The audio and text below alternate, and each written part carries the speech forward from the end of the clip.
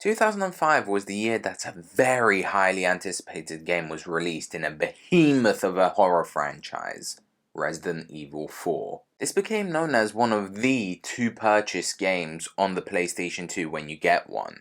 So naturally, that put all of the survival horror titles that were released in the same year, let alone the same generation, on the back foot. They were at a serious disadvantage because people are still discussing the brilliance of Resident Evil 4 to this day. But one of those unfortunate games that were released around the same time was known as Cold Fear. But before we get into whether Cold Fear was actually any good, make sure you like, comment, share, and subscribe. Without further ado, let's go. Cold Fear, released in March 2006, was developed by Darkworks. Although Darkworks have helped with the development of other games, they're only really credited for the entire development of one other title, Alone in the Dark: The New Nightmare from 2001. Considering that, I think they did a pretty solid job with this title. Even though it was eventually published by Ubisoft, it does look like they switched publishers a few times during development, because when it was initially revealed, Sony claimed it was set to be published by Namco. This can't have helped things when it comes to their budget or creative vision of the title, with some of the criticism that came their way likely being caused by publisher interference. At the time of its release, as well as its gameplay and genre, Cold Fear was criticized for being a cheap knockoff of Resident Evil 4. To many critics, it seemed that they weren't even trying to hide it, with the fact that the main character is a blonde pretty boy. To some, he seemed clearly molded after the beloved Leon Kennedy from the Resident Evil series. But there are aspects of this title that don't get the credit it deserves because of that being at the forefront of people's minds when they spoke about this game at the time. For one, the developers made a brand new program known as the Darkwave Editor in order to accurately simulate the movement of objects on the ship and the ship itself. Not only that though, the character animations matched what was going on with the storm and the ship. Tom puts his hand out to cover his face from the rain when he's outside, gets knocked down by waves as well as dropping to the floor and nearly being tipped to the sea when the ship rocks from side to side. They managed all of this really well. So well, in fact, I could have sworn I started getting seasick at one point during my playthrough. Or that could have just been the shrimp I had for dinner. But I don't want to underplay this feat. They managed to get objects to move in motion with waves, which at the time was a big deal. But unfortunately, not enough people played the game to talk about it. You'd think word of mouth would have done the trick with this game, but I really believe that the time of the game's release sealed its fate and doomed it to only sell 70,000 copies across all three platforms in the US by February 2006. The plot of Cold Fear kicks off with a Navy SEAL team being deployed on a Russian ship, the Eastern Spirit, but all of them are instantaneously killed by some monster-like beings. Therefore, CIA Special Agent Jason Bennett, who was watching from afar, requests any government officials in the area to check out what was going on. His call is answered by a US Coast Guard ship known as the USCGC Ravenswood. However, similar to the Navy SEAL team, they're taken out one by one as soon as they board the ship. Well, all but one of them. The sole survivor, Tom Hansen, knowing the fate of his comrades, bravely explores the ship to find out what's going on. However, it's not just monsters he has to worry about. There are Russians he encounters. You know, given the fact it's a Russian ship. But after finding a lot of mutilated bodies, Tom learns more about the mysterious creatures killing people. They're referred to as an exocell, and was unintentionally discovered by the workers of Sakhalin, a Russian oil rig. The owner of the oil rig was Dmitry Yusupov, a member of the Russian mafia. After learning of their parasitic nature and the fact that they use other beings as hosts, he requests the help of Dr. Viktor Kamsky. Kamsky's experiments led to the discovery that these parasites can take over human corpses and get them reanimated. Like a zombie in many ways. Fortunately, after his discovery, Kamsky was able to create an antidote to counter the parasitic infection. After finding out all of this wild stuff, Hansen heads to the radio room to call for help, but the call is intercepted and answered by Bennett, who informs him that Yusupov is on board the ship and must be captured so he can be interrogated about all this. He tells our friendly Coast Guard that if he manages to get Yusupov into custody, the CIA will get him off the ship.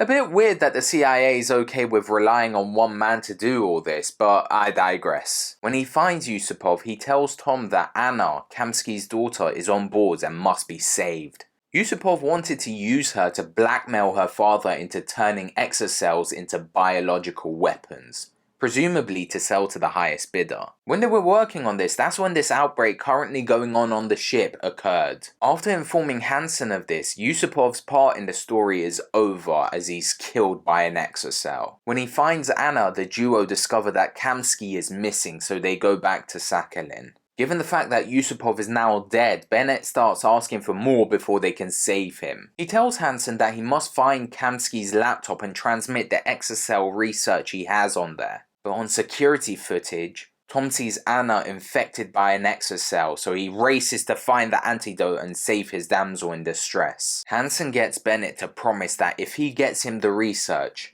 he'll save Anna, even though Bennett doesn't care about the girl. Tom discovers that Kamsky infected himself with a strain of exocell DNA and wants to do the same with his daughter. Therefore, knowing what his research can lead to, when he finds the laptop, Hansen only sends the antidote data to Bennett, which pisses him off. He and Anna both agree to blow up the place using C4, but are forced to defeat Kamsky's metamorphosized self in order to do so, before they flee the place in a helicopter. The gameplay for Cold Fear was an interesting one. While not particularly revolutionary, giving the option and choice regarding how the player wants to play is quite considerate of the devs and not something mentioned by a lot of the critics claiming it was derivative of Resident Evil. While both third-person shooting and isometric fixed camera angles with tank controls are both styles of survival horror that were popularized by Resident Evil, Cold Fear in one singular title gave you the choice between the two on many occasions depending on your preferences. There are a variety of human enemies and exocells you come across throughout your playthrough, so Tom has to be readily equipped to deal with any situation that may be thrown his way, regardless of the method of survival horror you decide to go with to combat them. The weapons in your arsenal include a pistol, assault rifle, shotgun, spear gun, grenade launcher, SMG, and a flamethrower that can all be useful in different scenarios. For instance, the flamethrower is particularly useful in taking out the parasite nests, or the spear gun's harpoons that are laced with an experimental serum releases a special gas that attracts all exocells for a period of time, which can be useful when surrounded or when encountering the invisible enemies late in the game. Initially you can switch weapons using the D-pad, but then after you get more than 4 you can cycle through them using R2 and L2. When it comes to using said weapons, hold L1 to aim in third person or the left analog stick when isometric, R1 to fire your weapon and square to reload. At times you may need to get low, so crouching with L3 can get you to do that. But even still, there may be situations when enemies get too close. Press circle to melee the enemies and get some distance between you so you can blast them in their face. However, sometimes you may not be able to manage that and the enemy will pounce on you, and you'll get into a grappling match where you'd have to spam circle and press R1 to overcome them. The exocells can rise up again if not dealt with properly. In order to properly stop them in their tracks, you can headshot them, stomp on their head, or use environmental damage by electrocuting them or blowing up exploding barrels to burn them to a crisp.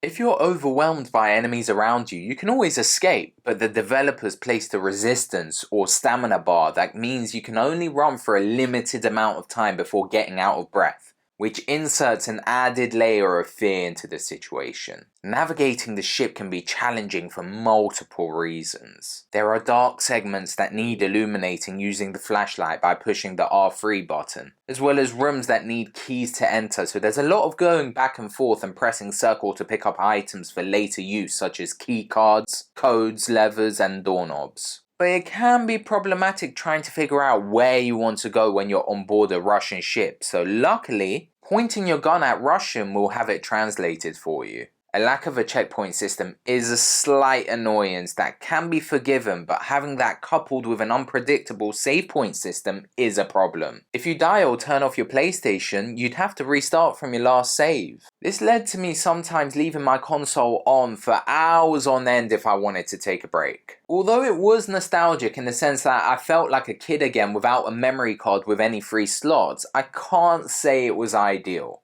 Having said that, it does get better the further in the game you get, as you get a better feel as to how the game works and you get more confident as a result. Overall, this is a thoroughly enjoyable experience. Nothing groundbreaking, but it doesn't have to be if you want to have a good time. Cold Fear has a decent blend of retro and current Resident Evil traits, and for that reason, it could be a solid game for a whole number of people. New fans of Resident Evil that want to try the older games but don't want to go full tank controls and fixed camera angles may want to try it, as well as OG fans that have rinsed many playthroughs of all the Resi games in the franchise and want something new but comforting in a way that it feels familiar.